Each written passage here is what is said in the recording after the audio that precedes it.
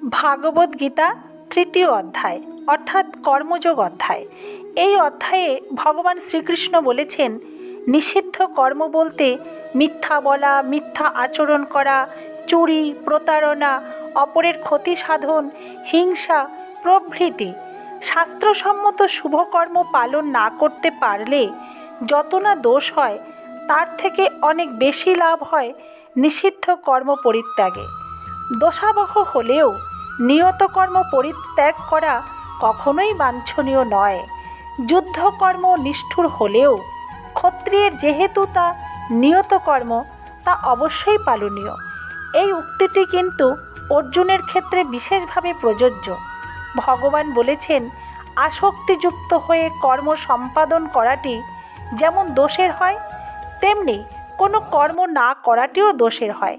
যাদের চিত্ত শুদ্ধ হয়নি, কর্ম করলে তবেই তাদের চিত্ত শুদ্ধির সুযোগ আসে। কর্ম না করলে তো অন্যের সংস্থানও হবে না, জীবন নির্বাহ হবে কি করে? অর্জুন বলেছিলেন, ভিক্ষান্ন ভোজন করবেন, কিন্তু ক্ষত্রিয়ের ভিক্ষাবৃত্তি ধর্মানুমোদিত নয়। কর্ম যাই করো তা ধর্মানুমোদিত হতে হবে। শুধুমাত্র হাত পা দ্বারা কর্ম ত্যাগ করাকেই কর্মত্যাগ বলে না।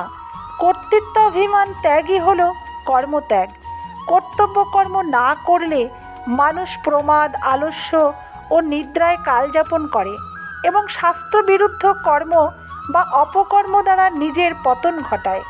কর্মযোগের আচরণ দ্বারাই কামনা, বাসনা, ফলাকাঙ্ক্ষা ও পক্ষপাতাদি সহজেই বিসর্জন দেওয়া যায়। ধন্যবাদ বন্ধুরা, নমস্কার। ভালো থাকবেন, সুস্থ থাকবেন।